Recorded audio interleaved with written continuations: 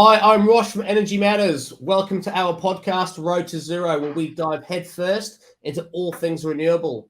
Join us as we chat with industry experts, tech specialists, and some of your favorite TV and radio personalities, asking the renewable energy questions that you want answers to. Our goal, a zero carbon future. Today, I'm absolutely ecstatic to be chatting to a good friend of mine, Andreas Boeck, who's the managing director at Azatec Australia and Azatec Energy Australia. Andreas, good morning. How are you? Good morning, Roshan. Nice to see you again. Always a pleasure. Good man. It's been an interesting few weeks, obviously, with everything that's happened with the floods. We won't go into that conversation today. No, let's not. Mate, but look, obviously, our hearts go out to every single person out there who's been affected. I mean, I know you and I have spoken at length about it, and we're obviously devastated and gutted for all the impact it's had, on the residents across, sort of Southeast Queensland, New South Wales, and look, it really, we'll talk about a bit more about global warming soon, but clearly things are changing, right? Absolutely. As you know, I'm already up in Queensland at the moment as well, and I can see the devastation of the floods, what it's caused to all these people out here as well, and It is a tragedy. So we need to do some changes. So it's definitely something that we need to seriously look at. No, absolutely. Well, look, mate, first and foremost, and obviously a lot of people, people watching today may or may not know you. Obviously, Azatec is a panel that I know incredibly well.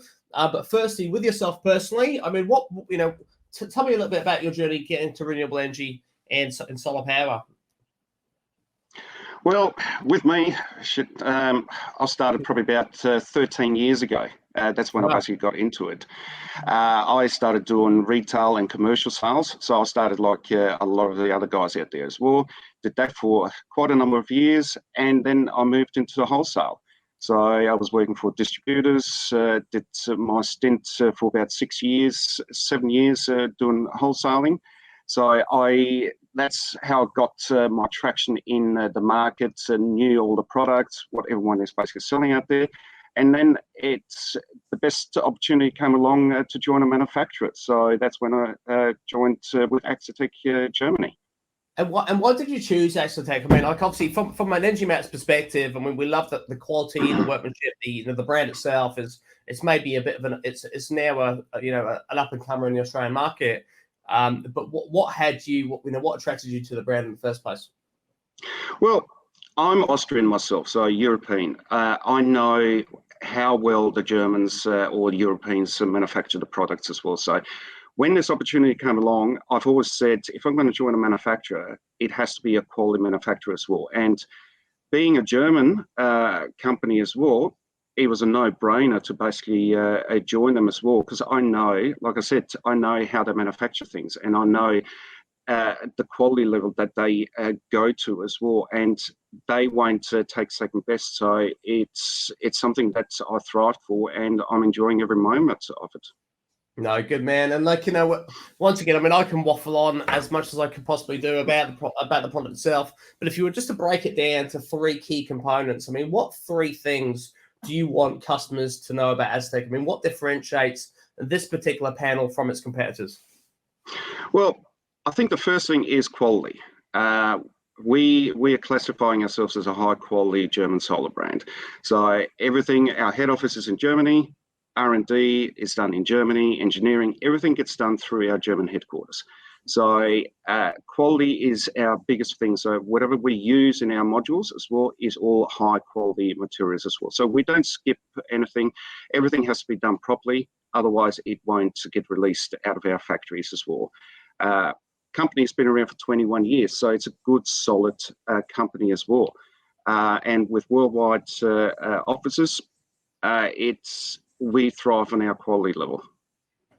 And the reality is, you're here in Australia, which is a huge thing. I mean, I know from chatting to our customers on a daily basis. I mean, really, it's the installing the products is one thing, and knowing that the install is fantastic is great. But you're always going to have that concern that if something goes wrong, how accessible is the actual manufacturer. And the fact that you guys have actually gone to the trouble to establish a premises here in Australia, and you personally being here is awesome. And that's a huge win for anyone installing that product. Absolutely, and that was going to be my next point, is our warranties. I think we've got a very good, solid 15-year product warranty. Like you said, Australian office here as well, which I man with my salespeople. So all the warranties basically get handled locally, and on our warranty document, it also stipulates Germany is our second port of call. So you don't have to deal with anyone else. If it's not me, it'll be Germany backing us up at all times. So the customer doesn't have to be concerned about anything. Yeah, which is absolutely amazing. And look, and once again, I mean, like, a lot of our customers would always say to us, look, we really want a European product. We actually want to, and once again, look, I'm never going to be the person that sort of like throws mud at any country in the world that manufactures and produces technology, because we're all for a zero carbon future. So we want everybody to go solar. But the fact that you have got that, sort of made in Germany, engineered in Germany, head office in Germany, I mean, that speaks volumes for the brand in itself. Just to clarify one thing, because you did say made in Germany, we're not made in Germany, but that doesn't mean the quality differs as well. We've got factories all around the world, just basically to keep the costs down, but we've got our own staff in our factories, so quality level does not get harmed in any way as well. And that's what we stipulate to all of our customers as well. So another point is our customer service, and this is something that's close to my heart as well, because I treat this as my own business as well, because to me, customer service is always the most important. So when I give someone my phone number, I answer it virtually 24/7. So if customers have got a concern, if our distributors have got a concern, installers, they've known my number, they can call me. We're here all the time as well, just to make sure that we handle any issues whatsoever. So when it comes to any warranty issues, we don't let you go for weeks on end. We handle it straight away. So we know the end customer wants their product working. So we make sure that everything gets changed over straight away without waiting. Yeah. And the reality is, I mean, I've not come across any, like, none of our customers that have installed your product have ever said anything other than, how happy they are with the, with the solution they've been presented to. And clearly you have some great installers out there who do a fantastic job. Speaking of which, we are featuring a home on Open Homes Australia this Saturday with your product installed by Ryan at Global. And it's an absolutely stunning property. Before we talk about Open Homes, let me quickly play a clip to anyone watching today. If you're listening, I apologise because you won't see it, but you'll hear it. Give me 1 second, and we'll just put it on this episode of Open Homes. Some Bali inspiration on the Gold Coast, a coastal dream home, modern industrial in a rural setting. We get a special tour of this house from the Block 2021. James takes a peek through a Hamptons-inspired home in Sydney, and Jimmy gets a tour of an impressive transformation of a classic Australian 60s brick home. You can just think back to the 60s and there would have been Kingswood work utes lining the streets, dudes in their stubbies and their pluggers rolling around with a bottle of 4X. Come with us as we step inside. It sounds like Jimmy's going to get on the beers this week. Look, Andreas, I mean, why did you, like, clearly Open Homes Australia is fantastic and it's a great show and it's a good opportunity to showcase some stunning properties, and from our perspective, also showcase, beautiful property with renewable energy technology, which I know we're both committed to.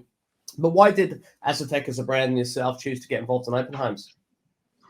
I think it was a no-brainer, really, because as you mentioned, we've only been in Australia for the last couple of years, so marketing is a big thing as well, and we wanted to basically showcase our quality product Australia-wide, and basically show people who we are, what we can do as well, and get an audience Australia-wide, which helps us on promoting our brand. No, absolutely. And what particular product are you going to be showcasing? I know, what is the latest product from Asetek right now? Well, this isn't the latest product. The product that we used on this particular home was our 370-watt mono half-cell black frame. So at the time when we did the installation, which was middle of last year, basically that was our product range then.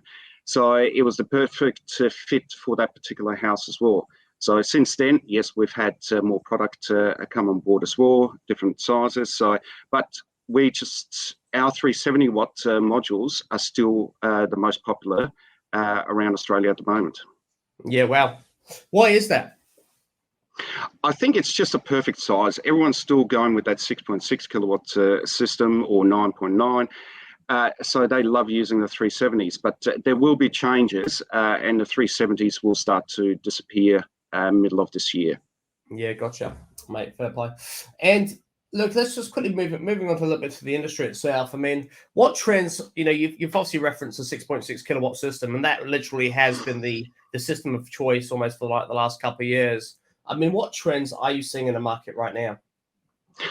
I think what is going to happen is we're going with larger systems. So I think 6.6 kilowatt systems is great for those smaller homes, but we are going to 10, 12, 13 kilowatt system, whatever they can basically put on a house these days as well. Because power bills, as you know, are going up and up. So basic customers are trying to fill their roof spaces to get those electricity bills down to virtually nothing. So the trend is going bigger. That's what's going to happen. Absolutely, and to be fair, we've had exactly the same feedback too. I mean, our philosophy, and I think I mentioned this almost every single week, is if you've got the roof space, max it out. Because the reality is, I mean, you get the STCs. I mean, that's going down annually anyway. And the reality is, if you've got the available roof space, get your panels on there, and then prepare yourself for batteries. Because fundamentally, people are going to move towards battery technology, whether they do now or wait a little bit longer. And of course, the pricing will hopefully come down as lithium obviously becomes more accessible. But the reality is, batteries do make sense financially right now too. And at the same token, getting the installation done with a quality product like Atsitec makes complete sense. If you can fit 10 kilowatts, install 10 kilowatts. And you may feed some back into the grid. And yes, the feed-in tariff isn't fantastic. It's but you're getting something. And then understand how you use electricity and make the call whether or not you install a battery. I mean, from a solar panel manufacturer's perspective, I mean, what challenges are you facing right now in the industry? I know we had a terrible time like last year with the disconnect and importing stock and components, but what challenges are you facing right now? At the moment, everyone basically thought that the challenges are starting to disappear, but it's just getting really worse at the moment. Now with this conflict in Ukraine as well, we have got higher fuel costs, which basically will reflect to our freight costings as well. So it doesn't matter where you're going to ship it from, the shipping companies are going to start charging as a premium. So that's problem number one. Problem number two is if you manufacture in China as well, China is under strict COVID rules still at the moment as well. So they're basically shutting down cities as we speak, and manufacturing will basically stop. Polysilicon pricing is still going up on a constant basis. So that's going to reflect on the overall sale price as well. And now that we've got this conflict as well, we've got aluminium components, which all the raw materials, which a lot of it is coming from Russia.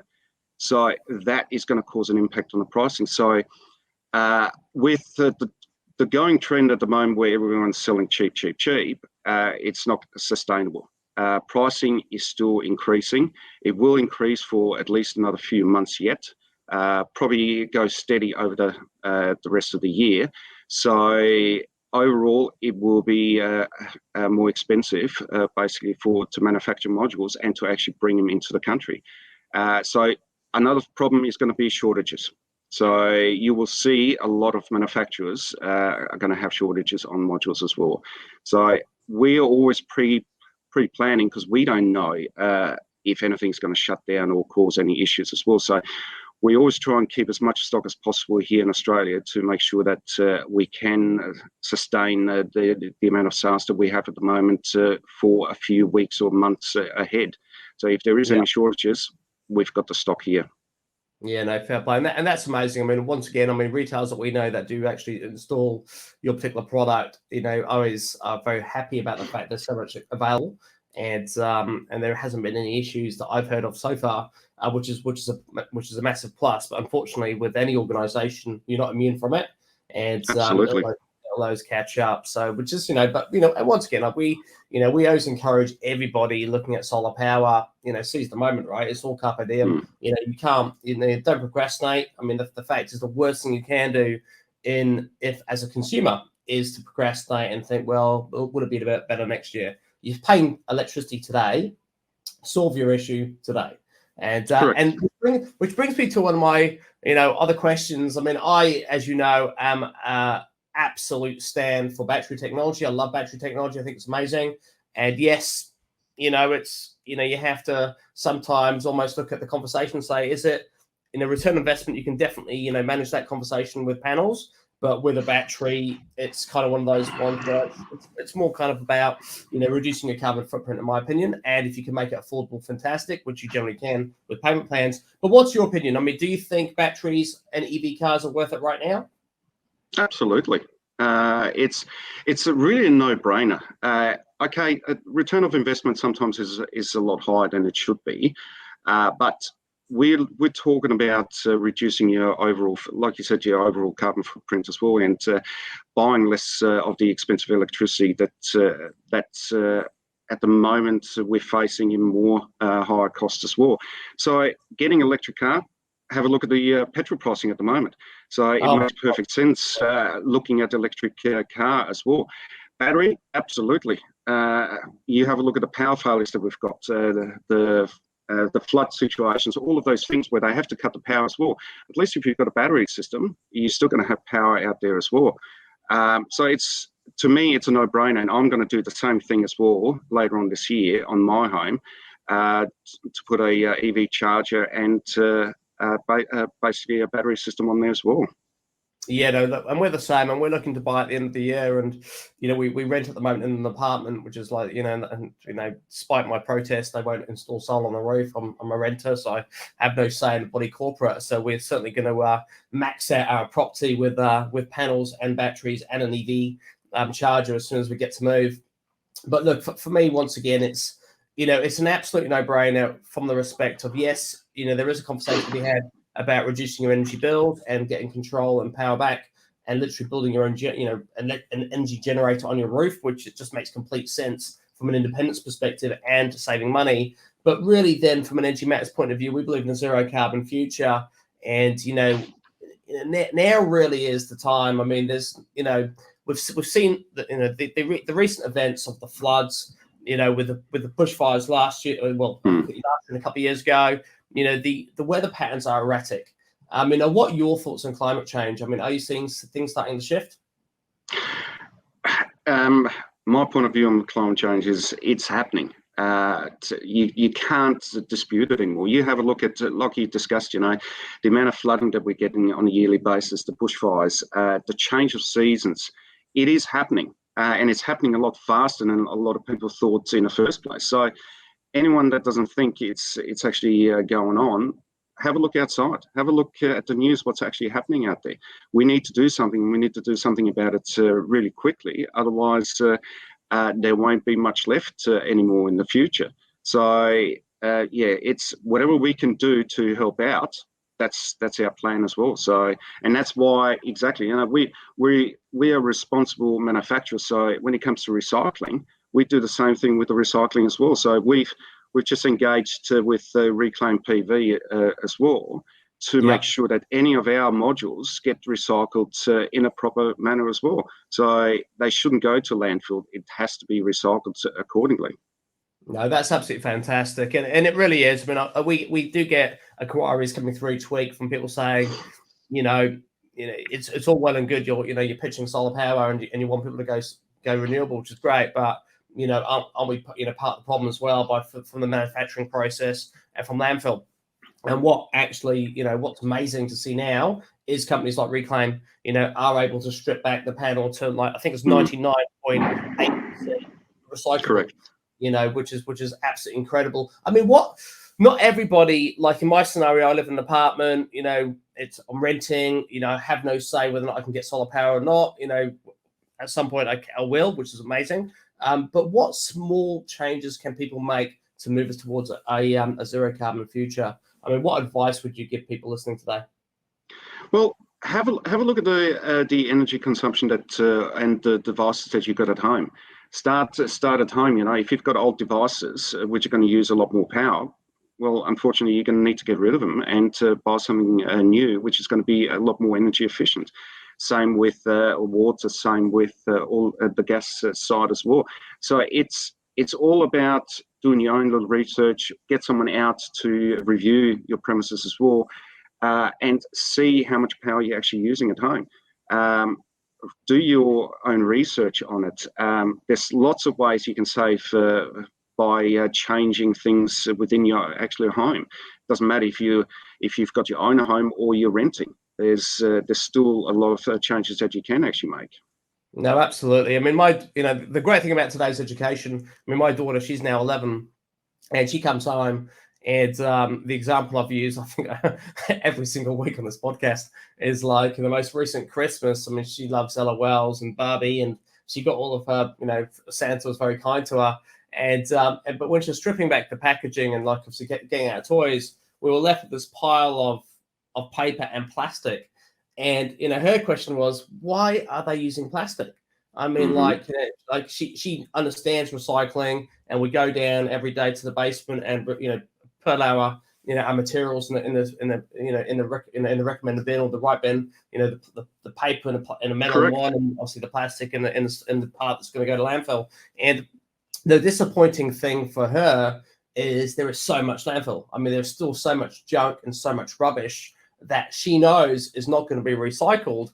And from her perspective, it makes absolutely no sense. I mean, what actions do you take? I mean, is there anything else that you would like to, throw in on the topic? It's just think about it. It's not about our generation anymore. It's about the next generation and beyond as well. So what we can do, whatever we can do now to make the changes, do it. Have a look at your kids and your kids' kids as well. They're going to be the ones being stuck with a world full of unrecyclable materials out there in the rubbish tips, which are going to be a huge problem in the long run. And it's like I said, even my kids, when they were little, they used to call me the energy Nazi at home because I used to go along and turn PowerPoints off all the time and turn lights off. It's just simple things that you can do at home. If you don't need it, don't switch it on. Okay, I might only make it a little bit of a difference, but if everyone does it, it's going to make a huge difference as well. And I think what we need to do is rely more on solar power, especially some of the larger electricity companies need to start utilising our space. We've got such a large country with so much open room. Start putting more solar in. That's ridiculous, isn't it? Like how much land mass we have. You have a look at Europe. Europe is so contained. You've got so many people there with little room for solar, and they're still the world leaders with installing solar. I remember when I got into solar in 2009, and I remember heavily, how successful and how Germany. Right, Germany was leading the charge in terms of installation of solar power, and I was obviously in Australia, and I was thinking, how can a country like similar sort of weather to the UK where I was born, be such a pioneer for the technology, because they're going to have cloudy days, rainy days, and obviously summer's going to be okay. But once again, just leading the charge, which is incredibly inspirational, and it also disappoints me when you consider that I think we're about 30%, like 30% of Australian installable homes have solar power. And I've been in the industry since 2009, so that's like 12 years later, 13 years later, only 30% of homes have got solar power. I mean, that's pretty slow. It's disgusting, actually, and that's the only word you can basically describe it. When you have a look at all the other countries around the world and how they are progressing with it. And there's us over here, and we're just not going fast enough, unfortunately. No, I mean, look, fair play to the state government. I mean, they're, all the different state governments are certainly having a crack and coming up with their own programs or rebates and incentives to assist homeowners and business owners to go solar. I mean, look, once again, I'm not here to make this a political conversation and to slam our federal government, but there definitely needs to be a bit more of a, I know where you're coming from. Mate, good man. Well, look, final question for you, really, Andreas, and it's like, be shamelessly, advertorial about your brand. I mean, what's next for Asetek? I mean, what do you want the public to know about your business and what's happening there next? We've got lots of changes happening. We've got new model panels coming out later this year as well. So for resi and commercial as well. New technology, new wattage sizes. We've got a EV charger arriving within the next 2 to 3 months in the country as well. Awesome. And our battery system, which is being trialled, we've had a battery system for the last 10 years as well, but that was purely for our American and European market. So this new one, it's been totally redesigned. Germany is currently doing their own testing over there. They've just received their first lot. So once it's all sorted out, then we'll get our battery system over here as well towards the end of this year. So there's a lot of changes. We're also doing cyclone testing on our smaller panels now as well. So basically, we can be used Australia-wide within the next few weeks. So it doesn't matter if you're living in a cyclone area or snow area, we've got you covered. Oh, that's absolutely fantastic. Well, mate, look, as I said to you many, many times in the past, you're one of those manufacturers that have just, sort of meandered through, come out of the woodwork, and you have a fantastic product. And it fills my heart to see you guys. I can't wait to see you guys in Open Homes because it's a beautiful home. Ryan did a sterling job. I know, you guys are mates, and and the fact is the homeowner's ecstatic with the end result. And it's just such a quality brand. So look, anyone watching today, definitely check you guys out on our site, and certainly consider using Asetek for your home installation. It's a quality product. Thank you, appreciate it. You're very welcome. And look, thank you so much for joining us this morning, mate. I do appreciate it. Not a problem at all. Anytime. If you've got any questions, just let me know. Mate, good man. Well, look, we can't wait to see you on Saturday. Open Homes Australia, everyone, 4:30 p.m. Episode 2 is Asetek, and you'll be able to catch the rerun on 9 Now on the Catch Up TV, as well as on our site, and more than likely on the Andreas' site as well. Absolutely. Mate, we'll leave you there. Thank you so much once again. Thanks, Rashan. Appreciate it. Thanks, buddy. All right, guys. So before we finish off, just a quick reminder that you can get up to 3 free solar quotes on our website and a free energy bill comparison. Check it out, engineers.com.au. And please make sure you like and subscribe to our YouTube channel, and obviously follow us if you can on Facebook, Instagram, Twitter, and LinkedIn. We are now publishing our newsletters on those social media channels too, so definitely check it out. Otherwise, have a fantastic time, guys. Enjoy the rest of your day.